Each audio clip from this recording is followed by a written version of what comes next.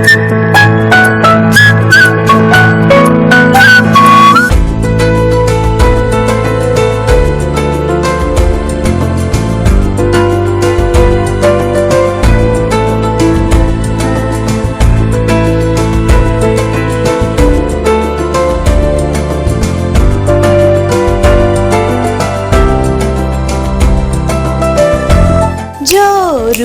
పప్పర పాప జోరు టట్టరడాట జోరు పాపర పాపర పాప ఆగదింక ఈ జోరు. ఏంటి ఇంత జోరు మీద ఉంది, ఏ విఐపిని పరిచయం చేయబోతోంది అని ఆల్రెడీ ఆలోచిస్తున్నారు కదండి. కెవ్వు కేక, నువ్వా నేనా, గాలిపటం, జోరు, బెంగాల్ టైగర్ ఇలా ఎన్నో మూవీస్ కి సెన్సేషనల్ మ్యూజిక్ అందించిన మ్యూజిక్ డైరెక్టర్ బీమ్స్ గారే ఈనాటి మన విఐపి. మరి బీమ్స్ గారిని కలిసి ఆయనకు సంబంధించిన బోలెడ్ విషయాల్ని ఈ రోజు తెలుసుకుందాం పదండి. హలో అండి, వెల్కమ్ టు విఐపి రుచులు. సో బీమ్స్ గారు, కెరీర్ స్టార్ట్ చేసిన తర్వాత చేసినవి తక్కువ మూవీస్ అయినా కానీ మీ మార్క్ అంటూ ఒకటి అలా వదిలేశారు లిసనర్స్ మీద. సో ఎలా అనిపిస్తూ ఉంటుంది ఇంత మంచి మ్యూజిక్ ఇస్తున్నందుకు? అంటే వ్యక్తిగతంగా మనం ఏ పని చేసినా ప్రజలకు చేరుకోవడం కష్టం అండి. సో వృత్తిపరంగా నేను ఎంచుకున్నది పాటని. సో పాట ద్వారా 10 మందికి అంటే నేను తెలిసానంటే అది పాట గొప్పదనం. చేసిన తక్కువ సినిమాలు అన్నప్పటికీ మనమంటూ ఏంటో తెలియాలంటే ప్రజలకి సంథింగ్ స్పెషల్ ఉండాలి. సో స్పెషల్ అని తెలియదు కానీ మోస్ట్లీ తెలియకుండానే ఒక ప్రయత్నం చేశానేమో, అందులో సక్సెస్ అయ్యానేమో అనిపిస్తుంది. ఓకే, సో అసలు ఈ జర్నీ ఎలా స్టార్ట్ అయింది, ఎలా ఇండస్ట్రీలోకి వచ్చారు, ఎలా ఒక మ్యూజిక్ కంపోజర్ గా ఎదిగారు? నేను ఒక సాధారణ వ్యవసాయ రైతునండి. నేను యాక్చువల్ అందరిలాగానే రైతు, అంటే ఒక రైతులు ఎలా ఉంటారు అలాగే పుట్టి పెరిగాను, అలాగే పనిచేశాను. అయితే మోస్ట్లీ వ్యవసాయం పనులు చేస్తూనే చదువుకున్నాను. సో చదువు ఆల్మోస్ట్ ఎంఏ బీఈడి దాకా చదివాను. సో చదువుకుంటూనే వ్యవసాయంతో అనుబంధం ఉంది. అట్ ద సేమ్ టైం సినిమాల పట్ల కూడా ఆసక్తి ఉండింది. సో పాటను పట్టుకొని ఇక్కడికి వచ్చాను. ఆల్మోస్ట్ 2002లో వచ్చాను. 2003లో ఫస్ట్ సాంగ్ రాశాను. ఓయ్ రాజు కన్నుల్లో నువ్వే, ఓయ్ రాజు గుండెల్లో నువ్వే, ఓయ్ రాజు నిన్ను చూడకుంటే మనసాగదయ్యో, ఏ మంత్రం వేసావయ్యో, ఏ రాణి వెన్నెల్లో నువ్వే, ఏ రాణి పువ్వుల్లో నువ్వే, ఏ రాణి నిన్ను చేరుకుంటా మనువాడుకుంటా మనసంతా నీదే నమ్మో. ఇది నా ఫస్ట్ ట్రాక్. సో ఇది సూపర్ డూపర్ హిట్. బట్ నాకు దాని తర్వాత అంత అవకాశాలు రాలేదు. అంటే ఫస్ట్ రైటర్ గా ఇండస్ట్రీకి ఎంటర్ అయినా. ఫస్ట్ మూవీ మీరు మ్యూజిక్ కంపోజ్ చేసింది నువ్వా నేనా. అవును. సో ఆ మూవీలో హిట్ సాంగ్ అని అంటే వైఆర్ఈ బ్లాక్ బెర్రీ. అన్ని సాంగ్స్ మీరే రాశారు, కాకపోతే ఈ సాంగ్ కి మంచి పేరు వచ్చింది. సో ఎలా అంటే దాని గురించి ఏమైనా అనుభవం చెప్పండి. యాక్చువల్లీ నేను రైటర్గా వచ్చినప్పుడు వైరాజు కర్లోనే చాలా పెద్ద హిట్ అండి. దాని తర్వాత ఆల్మోస్ట్ ఒక 10 years నాకు ఆఫర్స్ కూడా పెద్దగా రాలేదు. ఆ తర్వాత మళ్ళీ మ్యూజిక్ డైరెక్టర్గా నేను ట్రై చేస్తున్నప్పుడు నువ్వనైనా సినిమాకి నారాయణ సార్ అవకాశం ఇచ్చారు నాకు యాక్చువల్లీ. సో వైఆర్ఈ బ్లాక్ బెర్రీ సాంగ్ అనేది చాలా పెద్ద హిట్. సర్రా ఓ మేరా దిల్ లుట్ట గయి, సర్రా ఓ మేరా Dil లుట్ట గయి, YRE Blackberry ఫోనులే.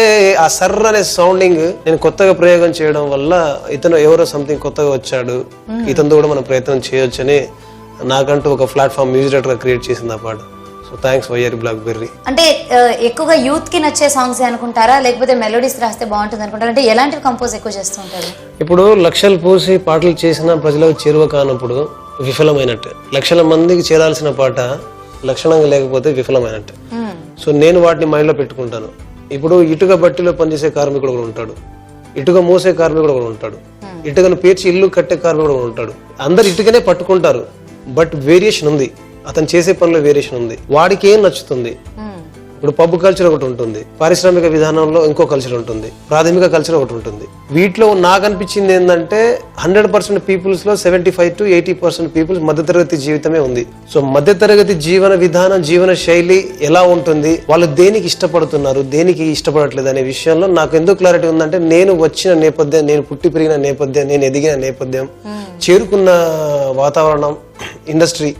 So ఏంటంటే మట్టి నుంచి ఇక్కడ దాకా ఈ ఏదైతే వాళ్ళకి నచ్చుతున్న పాట, వాళ్ళ ఆలోచన సరళి ఎలా ఉందో దానికి తగ్గట్టుగా చేయాలని అనుకుంటాను ఎప్పుడు పాటని.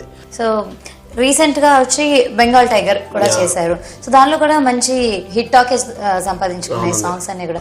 సో ఎలా అనిపిస్తూ ఉంటుంది ఇంత మంచి సక్సెస్ వస్తున్నప్పుడు? అంటే ఇంకా నెక్స్ట్ మీకు రెస్పాన్సిబిలిటీ అనేది పెరుగుతుంది కదా నెక్స్ట్ మూవీకి బాగా. డెఫినెట్లీ అండి. ఫస్ట్ థ్యాంక్స్ చెప్పాలి రవిదేవ్ సార్కి అండ్ సంపన్నంది సార్కి. ఎందుకంటే నేను ఫస్ట్ టైం లైఫ్లో నాకు ఒక గామా అవార్డు వచ్చింది. చూపులతో దీపాల దేహముతో ధూపాల చంపేయకి, నవ్వులతో చెరసాల నడుములో మధుశాల చంపేయకి. ఈ సాంగ్కి ఫస్ట్ టైం నాకు గామా అవార్డు వచ్చింది. అట్ ద సేమ్ టైం అది ఒక లిరిసిస్ట్గా శ్రీమణికి వచ్చింది, ఒక బెస్ట్ మ్యూజిక్ డైరెక్టర్గా అప్కమింగ్ బెస్ట్ మ్యూజిక్ డైరెక్టర్గా నాకు వచ్చింది. సో బెంగాల్ టైగర్ అనేది నిన్నటి దాకా భీమ్స్ అంటే వయ్యారి బ్లాక్ బెర్రీ ఫోన్లో సాంగ్ పేరు చెప్పాలి, లేదా బాబురామ్ సాంగ్ పేరు చెప్పాలి, లేదంటే జోరు పప్పర పప్ప చెప్పాలి, లేదంటే ఇంకేదైనా చెప్తే ఆ కుర్రోడా అని అనేవాళ్ళండి. ఇప్పుడు భీమ్స్ బెంగాల్ టైగర్ ఓకే అంటే నాకు ఒక రికగ్నేషన్, భీమ్స్ అనే ఒక వ్యక్తి ఉన్నాడు మార్కెట్లో అని ఈరోజు నేను తెలిసానంటే అది Bengal tiger. So thanks Bengal tiger whole team. అంటే చిన్నప్పటి నుంచి పాటలు బాగా వింటూ ఉన్నాను ఆసక్తి అని అన్నారు కదా, ఎవరి పాటలు ఎక్కువగా వినేవాళ్ళు, ఎవరి కంపోజిషన్ మీకు బాగా నచ్చుతుంది? అంటే నచ్చడం అనేది వదిలేస్తే చక్రవర్తి గారి పాటలు, కోటి సార్ పాటలు, దేవా సార్ పాటలు, హరీష్ జయరాజ్ గారిది, ఏఆర్ రెహమాన్ గారిది ఇవి విన్నాను. వీటితో పాటు అభ్యుదయ భావాలు ఉన్న పాటలు, జానపద పాటలు ఎక్కువ విన్నాను. అందులో నాకు పాట నాలో బీజం పడ్డదంటే అది మా వార్డెన్ సీతారాములు గారండి. సంతకు పోయేటి కాంతావో శాంతమ్మ కాసింత ఆగవే బామ మనం చదువుకుందామదరా అనేది సాంగ్ కంపోజ్ చేశారు హాస్టల్లో ఉన్నప్పుడు. దాని తర్వాత భిక్షపతి అనే ఒక దేవరకొండ భిక్షపతి తను ఏంటంటే నిన్ను విడిచి ఉండలేనమ్మా ఓ పాటమ్మా ఎన్నడూ మరువలేనమ్మో నా పాటమ్మా. ఆయన రాసిన దాంట్లో నిన్నే నమ్ముకొని బతుకుతున్నాము ఓ పాటమ్మా నువ్వు లేకపోతే ఈ లోకానికి నేనెవ్వరో తెలియదోయమ్మా అంటే పాట గురించి ఒక పాట రాయడం అనేది నాకు కదిలించింది. మళ్ళీ ఏమన్నా లిరిసిస్ట్ గా ఎంట్రీ ఇద్దాం అనుకుంటున్నారా? నేను ఒకవేళ లిరిక్స్ రాయాలని అనుకుంటున్నాను. ఈ మధ్య నాకు తెలిసి మోస్ట్లీ నా దగ్గర వర్క్ చేస్తారు చిరంజీవి గారని, ఆయనకి చెప్పినట్టున్నాను. నేను మణిశర్మ సార్కి పాట రాయలేదనే ఒకటి ఇది ఉంది నాకు. ఎందుకంటే మణిశర్మ సార్ని కలవడానికి నేను 8 years ఆయన స్టూడియో ముందు నిలబడ్డాను. సో డైలీ వెళ్ళడం నిలబడడం, ఆయన వినాయక్ సార్తో మాట్లాడుతూ ఇంకో డైరెక్టర్ గారితో ఇలాగే కంటిన్యూ జర్నీ జరుగుతుండేది. బట్ నేను వెళ్ళడం ఆ గేట్ దగ్గర వాచ్మెన్ అని తరిమేయడం, వెళ్ళడం తరిమేయడం ఇలాగే జరిగింది. సో 8 years నిలబడ్డందుకైనా ఒక సినిమాకైనా పాట రాయాలి అని ఈ మధ్య కూడా రిక్వెస్ట్ చేశాను. మరి ఈ విషయం అందాక పోస్ట్ అయిందో చేశారో లేదో తెలియదు. రాయగలిగితే మోస్ట్లీ ఆయన మ్యూజిక్ డైరెక్షన్ ఒక సాంగ్ రాయాలి, లేదంటే అది ఎంటీగా ఉండి పొద్దున భయం వేస్తుంది. సో ఇంతసేపు మీ ప్రొఫెషన్ గురించి చాలా విషయాలు తెలుసుకుంటున్నాము, పర్సనల్ గా చాలా విషయాలు తెలుసుకున్నాము. మీ ఫుడ్ విషయానికి వద్దాం. మీ రుచులు అభిరుచుల దగ్గరికి వస్తే ఎటువంటి ఫుడ్ ని తినడానికి ఇష్టపడతారు? అంటే చిన్నప్పటి నుంచి వ్యవసాయం చేసిన నేపథ్యం ఉంది కదా. సో మోస్ట్లీ జొన్నలు, రాగులు, సజ్జలు, ఎక్కువ జొన్నలు, జొన్న రొట్టెలు, రాగి సంకటి ఇట్స్ అండ్ ఇది ఇష్టం. వెజ్ అయితే కాకరకాయని చాలా వరకు ఇష్టపడరు కదా. ఓకే, మీరు కాకరకాయలో ఏ వెరైటీ చేసినా బాగా తింటారా? ఏం చేసినా తింటాను, అసలు అది పచ్చి తెచ్చిన తినేస్తాను. రాగి సంకటి తినడం కూడా చాలా మందికి ఇబ్బంది, జొన్న రొట్టెలు జొన్నలు తినడం ఇబ్బంది, జంక్ ఫుడ్ తినడం చాలా మందికి ఇష్టం, నాకు కూడా ఇష్టం. బట్ నాకు అల్టిమేట్ గా నచ్చింది ఏంటంటే ఇప్పుడు ఈ కొలెస్ట్రాల్ లెవెల్ తగ్గాలన్నా, ఎనర్జీ ఉండాలన్నా, ప్రాబ్లం లేకుండా ఫర్దర్ ఫ్యూచర్ లో ఒక వయసు ఇప్పుడు ఎంగంటే 30లో ఉన్నాం కాబట్టి కొంచెం ఫిట్ గా ఉంటాం. బ్లడ్ ప్రెషర్ కూడా అంటే దాని ఏమంటారు రక్తం కూడా బాగుంటుంది, అన్ని బాగుంటాయి. వయసు వస్తుంది కదా, రేపు ప్రతి ఒక్కరు ముసలి అవ్వాల్సిందే. సో అప్పుడు తట్టుకోవడానికి ఏదైనా హెల్ప్ అవుతుందేమో తెలియదు. సో ఒక ప్రయత్నం అనుకుంటున్నాను నేను మోస్ట్లీ. అంటే మీరు సెటిల్ అయింది మన తెలంగాణలో అని అన్నారు, ప్రాపర్ వచ్చి రాజస్థాన్ అన్నారు. సో అక్కడ వంటకాలు ఇక్కడ వంటకాలు అన్ని బాగా అలవాటు అయి ఉంటాయి కదా. సో వాటిలో నుంచి ఏది బాగా ఇష్టంగా తింటారు? రాగి సంకటి, నాటుకోడి పులుసు, అందులో కొంచెం నెయ్యి వేస్తారా ఏమేస్తారో తెలియదు, ఉతికి ఆరేయడమే. ఎటువంటి సాంగ్స్ ని మీరు కంపోజ్ చేయడానికి బాగా ఇష్టపడతారు? నాకు తెలిసి నన్ను ఏమనుకుంటారంటే కొంచెం జానపదాలు, కొంచెం వెస్టర్న్, కొంచెం బీట్, కొంచెం మాసీగా ఉంటాయి అనుకుంటారు. బట్ నాకేందంటే ఈ పాట చేయాలి ఆ పాట చేయాలనే ఉండదు, అన్ని పాటల్లో బీమ్స్ కనిపించాలి అని అనుకుంటాను. ఎందుకంటే చూపులతో దీపాల ఇట్స్ మెలోడీ, వయ్యారి బ్లాక్ బెర్రీ ఫోనులే మెలోడీ కమ్ ఫోక్, బాబు ఓ రామ్ బాబు పక్కా ఫోక్ మాస్, ఓ నీలి నీలి కన్నులే ఇలా నిన్ను చూడమందిలే, ఎలా ఇది నువ్వు అనే నాలో ఒక మెలోడీ ఉంటుంది. ఇది వర్కౌట్ అవ్వలేదు కాబట్టి అదే ముద్ర పడిపోయింది నాకు. ఇప్పుడు అలా ఎలా అని ఒక మూవీ ఉంటుంది. అలా ఎలా మూవీలో ఓ ఎదుట కలదు అని తెలుసా ఎదకు వెదుకుతున్న తన వెలుగు తెలిసి తెలిసి కలిగిందా తనకు తెలియని మరుపు.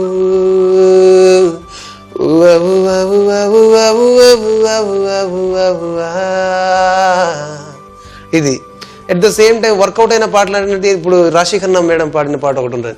ఏ మేడి పండు చూడ మేలి మయ్యుండు దాని పొట్ట విప్పి చూడ చూడ పురుగులుండు పిరికి వాని మదిని బింక మీలాగు విశ్వదాభిరామ వినురవేమా జోరు పప్పర పాప జోరు టట్టర డాట జోరు పాపర పాపర పాప ఆగదింక ఈ జోరు ఏ జో ఇలాగా. ఏ పొద్దున్నే ఏందిరా పొంగలి తినడం పొంగలొచ్చింది ఎగిరైరా గాలిపటం.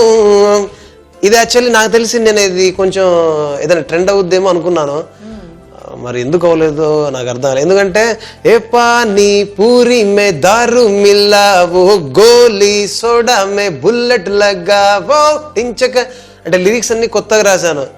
ఆడి కారులో బీడి కొట్టు పోలీసే ఆపితే బీడి కట్టే కొట్టు అన్ని ప్రయోగాలు చేశాను. అది కొంచెం అసంతృప్తిగా ఉంటుంది. అదొకటి మెలోడీస్ లో చెప్పడానికి హే పారు పేరుకే జోహారు ప్రేమకే నీ పేరు పూలే నీ తీరు పూసాయి బంగారు పారు కన్నులే కొల్లేరు చూపులే తల్వారు గుండెనే కోసావే కూల్చావే దిల్దారు. మెలోడీ నాకు అన్ని చేయాలనే ఉంది, అన్ని చేశాను. బట్ సక్సెస్ అయింది మాత్రం మాసే గబి గబి దబిడి దిబిడే. మళ్ళీ మీ ఫుడ్ హ్యాబిట్స్ దగ్గరికి వస్తే, సో బాగా ఇష్టంగా తినే ఫుడ్ ఏంటి? అంటే ఎనీ టైం ఈ ఫుడ్ ఉంటే నాకు చాలు అన్నట్టుగా. రాగి సంకటి నాటుకోడి పులుసు ఉంటే ఎనీ టైం చాలా బాగుంటుంది. అట్ ద సేమ్ టైం జొన్న రొట్టెలు దాని మీద ఇంకేనదర్ ఏదైనా సూపర్. చక్కగా ఎన్నో కబుర్లు చెప్తున్నారండి భీమ్స్ గారు. అలా కబుర్లు చెప్తూ ఉంటే అవి వినాలనిపిస్తోంది. కానీ ఆయనకి ఇష్టమైన రెసిపీని కూడా ఆయన కోసం మరి చేసి చూపించాలి కదా. మరి ఆయనకి ఇష్టమైన ఈ రాగి సంకటి అలాగే నాటుకోడి పులుసు మన స్టూడియోలో తయారు చేసి ఆయనకు తీసుకెళ్దాం. మరి దానికి కావాల్సిన పదార్థాలు ఏంటో ఇప్పుడు చూసేద్దాం. ముందుగా రాగి సంకటికి కావాల్సిన పదార్థాలు చూద్దాం. రాగి పిండి, బియ్యం, ఉప్పు. నాటుకోడి పులుసుకు కావాల్సిన పదార్థాలు: నాటుకోడి మాంసం, అల్లం వెల్లుల్లి పేస్ట్, పసుపు, కారం, ఉప్పు, కొత్తిమీర, ఉల్లిపాయలు, పచ్చిమిరపకాయలు, కరివేపాకు, ఆయిల్, ఎండు కొబ్బరి, ధనియాలు, లవంగాలు, దాల్చిన చెక్క. మరి నాటుకోడి పులుసుకి అలాగే రాగి సంకటికి కావాల్సిన పదార్థాలు ఏంటో చూసారు కదండి. ముందుగా రాగి సంకటి తయారు చేసుకుందాం.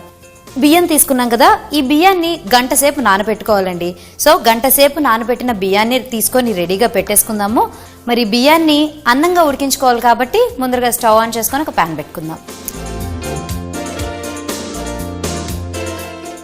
ఇందులో ఎసరు మరిగించుకోవాలి కాబట్టి కొంచెం నీళ్లు వేసుకుందాము.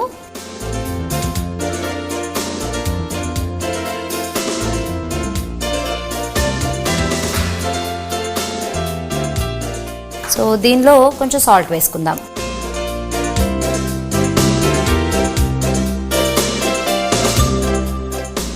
మరి ఎసరు మరుగుతోంది కాబట్టి నానబెట్టుకున్న బియ్యాన్ని ఈ వాటర్లో యాడ్ చేసుకుందాం.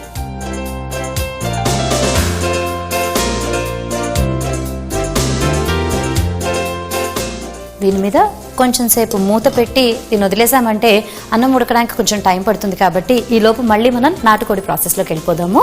సో ముందుగా శుభ్రం చేసుకున్న నాటుకోడి మాంసం తీసుకున్నాం కదండి. మరి దానిలో కావాల్సిన మసాలా పౌడర్ని ఇప్పుడు రెడీ చేసుకుందాం. ఒక మిక్సీ జార్ తీసుకొని ఇందులో కొంచెం ఎండు కొబ్బరి, అలాగే దాల్చిన చెక్క, కొన్ని ధనియాలు, లవంగం,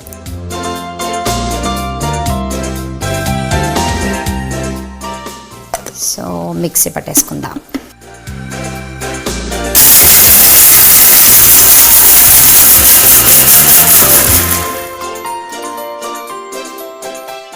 సో సో ఈ విధంగా మనకి పొడి కొంచెం బరకగా పౌడర్ అయ్యేలాగా ఉంచేసుకోవాలండి. సో ఇది రెడీ అయిపోయింది కాబట్టి దీన్ని పక్కన పెట్టేసుకుందాము. ఒక పక్క మనకి రైస్ కూడా ఉడుకుతోందండి. మసాలా పౌడర్ రెడీ చేసేసుకున్నాం కాబట్టి శుభ్రంగా కడిగి పెట్టుకున్న ఈ నాటుకోడి మాంసాన్ని ఒక బౌల్లోకి తీసేసుకుందాం. ఇందులో కొంచెం కారం ఎనీవేస్ కొంచెం ఎక్కువనే పడుతుందండి, ఎందుకంటే మనకి ఇది నాన్ వెజ్ ఐటమ్ కదా. సో మనకి స్పైసీగా ఉంటేనే ఇష్టపడతారు కాబట్టి కొంచెం కారం ఎక్కువగానే తీసుకుందాము. దానికి సరిపడా ఉప్పు, అలాగే కొంచెం పసుపు,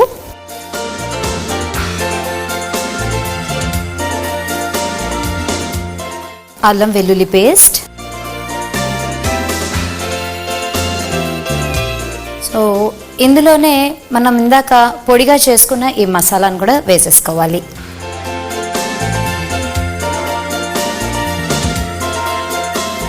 ఇవన్నీ కలిపేసుకున్నాం కదండి. చక్కగా దీన్ని ఈ మాంసం మొత్తానికి పట్టేటట్టుగా నీట్గా కలుపుకోవాలి.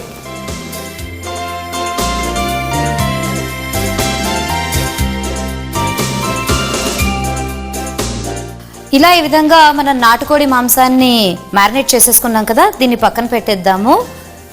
రైస్ కూడా ఉడకడానికి ఇంకొంచెం టైం పడుతుంది కాబట్టి ఈలోపు నెక్స్ట్ ప్రొసీజర్లోకి వెళ్ళిపోదాము. మనం ప్రెషర్ కుక్కర్ తీసుకుందాం. సో స్టవ్ ఆన్ చేసుకొని ప్రెషర్ కుక్కర్ పెట్టేసుకుందాము. కుక్కర్ కొంచెం వేడెక్కిన తర్వాత ఆయిల్ తీసుకుందాం.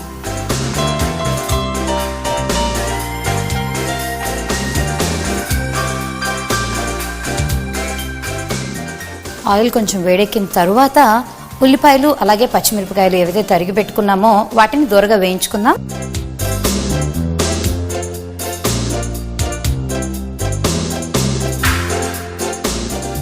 సో ప్యాన్లోని నూనె కూడా వేడెక్కిన తర్వాత తరిగి పెట్టుకున్న ఉల్లిపాయలు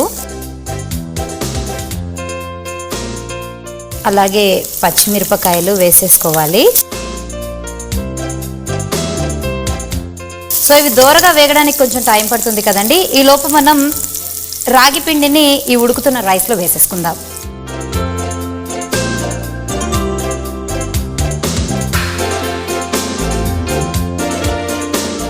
సో రాగి పిండి కూడా వేసేసుకున్న తర్వాత పైకి కొంచెం పొడి పొడిగా ఉంటుంది కదండి, అది బాగా కలిసేలాగా ఒక్కసారి కలుపుకోవాలి.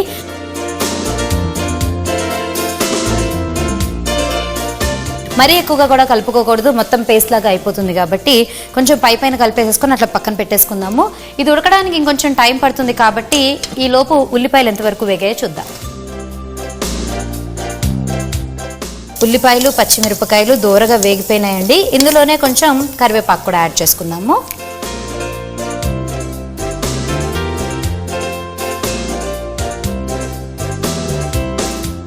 ఇలా ఉల్లిపాయలు కరివేపాకు పచ్చిమిరపకాయలని దూరగా వేయించుకున్న తర్వాత ముందుగా మనం తయారు చేసుకున్న ఈ చికెన్ మిశ్రమాన్ని ఇందులో కలిపేసుకుందాం.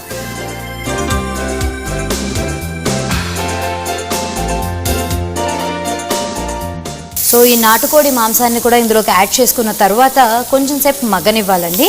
సో ఒక 3-4 మినిట్స్ దీన్ని మగ్గనిద్దాము. ఆ తర్వాత వాటర్ పోసి మూత పెట్టేసుకోవచ్చు. రాగి సంకటి మనకి రెడీ అయిపోయింది కాబట్టి స్టవ్ ఆఫ్ చేసేసుకుందాం. సో మనం నాటుకోడి పులుసు చేసుకుంటున్నాం కాబట్టి కొంచెం వాటర్ మనకి ఎక్కువగానే పడుతుందండి. వాటర్ యాడ్ చేసుకున్న తర్వాత ఈ చికెన్ని కొంచెం బాగా కలిపేసుకుందాము. సో దీనికి కావాల్సిన ఉప్పు కానీ కారం కానీ అన్నీ మనం మ్యారినేట్ చేసే టైంలోనే పెట్టేసుకున్నాం కాబట్టి ఇప్పుడు స్పెషల్గా మళ్ళీ ఏమీ యాడ్ చేయాల్సిన అవసరం లేదు. సో బాగా కలిపేసుకున్నాం కాబట్టి మూత పెట్టుకొని ఒక 5-6 విజిల్స్ రానిద్దామండి. మామూలుగా చికెన్ అంటే కనుక మనకి తొందరగానే ఉడికిపోతుంది, ఒక 3-4 విజిల్స్ సరిపోతుంది. కాకపోతే ఇప్పుడు మనం నాటుకోడితో చేస్తున్నాం కాబట్టి మనకి కొంచెం హై ఫ్లేమ్లోనే పెట్టుకుందాం. అట్లాగే ఒక 5 to 6 విజిల్స్ దాకా రానిద్దాము. సో అది వచ్చేలోపు ఇక్కడ మనం ఆల్రెడీ రాగి సంకటి రెడీ అయిపోయింది కాబట్టి దీన్ని ఒక బౌల్లోకి షిఫ్ట్ చేసేసుకుందాం బాగా కలిపేసి.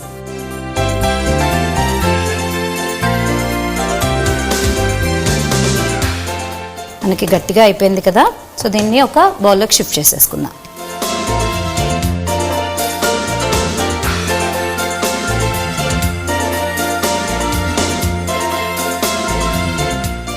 సో ఈ రెడీ అయిపోయిన రాగి సంకటిని ఒక బౌల్లోకి తీసేసుకున్నాం కదండి, దీన్ని ఒక ముద్దగా చేసుకోవాలి.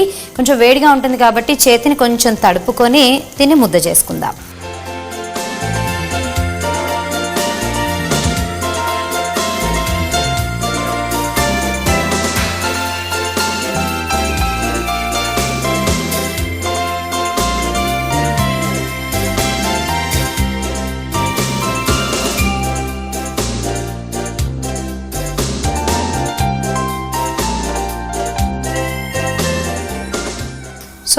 రాగి ముద్ద రెడీ అయిపోయిందండి.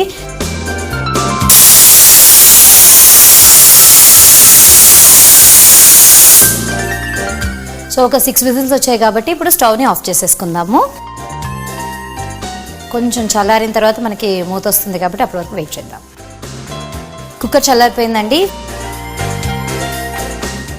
ఆహా సూపర్. సో దీన్ని మనం ఒక బౌల్లోకి షిఫ్ట్ చేసేసుకుందాం.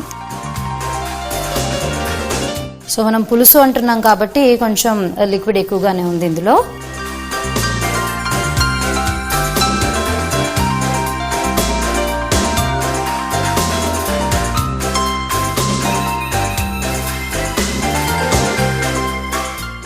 ఫైనల్గా దీని మీద కొత్తిమీరతోటి గార్నిష్ చేసేసుకుందాం.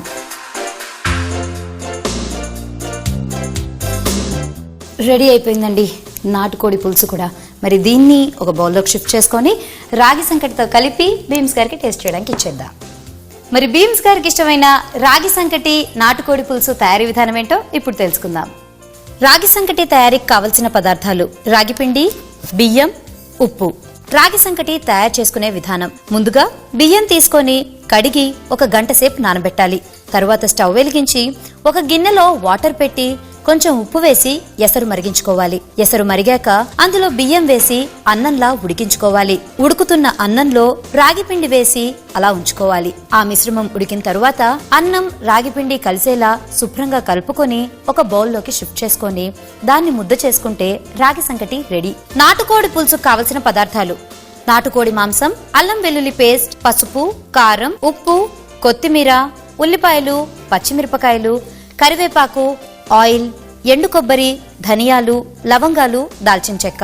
నాటుకోడి పులుసు తయారు చేసుకునే విధానం: ముందుగా నాటుకోడి మాంసాన్ని శుభ్రంగా కడిగి పక్కన పెట్టుకోవాలి. ఎండు కొబ్బరి, ధనియాలు, లవంగాలు, దాల్చిన చెక్క మిక్సీలో వేసి మసాలా పౌడర్ చేసుకోవాలి. తరువాత చికెన్ తీసుకుని అందులో కారం, ఉప్పు, పసుపు, అల్లం వెల్లుల్లి పేస్ట్, రెడీ చేసుకున్న మసాలా పౌడర్ వేసి కలుపుకోవాలి. తరువాత స్టవ్ వెలిగించి పాన్ పెట్టుకుని అందులో కొంచెం ఆయిల్ వేసి ఆయిల్ వేడెక్కాక అందులో ఉల్లిపాయలు, పచ్చిమిరపకాయలు వేసి దోరగా వేయించుకోవాలి. అందులో కరివేపాకు వేసి ఆ తరువాత రెడీ చేసుకున్న ఈ చికెన్ మిశ్రమాన్ని వేసి 3-4 నిమిషాల వరకు మగ్గనివ్వాలి. ఆ తరువాత కొంచెం వాటర్ పోసుకొని మూత పెట్టి 5 నుంచి 6 విజిల్స్ దాకా రానివ్వాలి.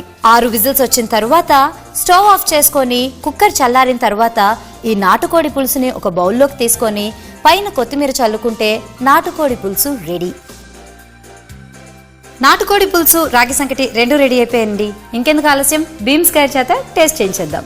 మరి బీమ్స్ గారు, మీకెంతో ఇష్టమైన రాగి ముద్ద నాటుకోడి కూర రెడీగా ఉందండి. టేస్ట్ చేసి చెప్పండి. మా స్టూడియో నుంచి చేసి తీసుకొని వచ్చాం మీకోసం. సూపర్ అండి.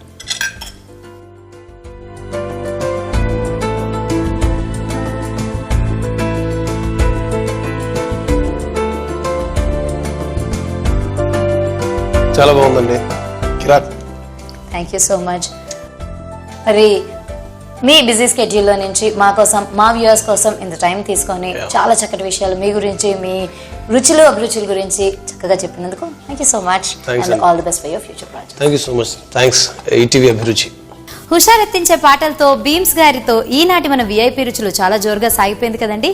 మరి నెక్స్ట్ వీక్ మరో విఐపితో మీ ముందుకు వస్తా. ఈ ఎపిసోడ్ని మీరు మళ్ళీ చూడాలనుకుంటే www.youtube.com/ETV అభిరుచిలో చూడొచ్చు. అలాగే www.facebook.com/ETV అభిరుచి లేదా www.twitter.com/ETV అభిరుచిలో ఈ ప్రోగ్రామ్స్ ని ఫాలో చేయొచ్చు.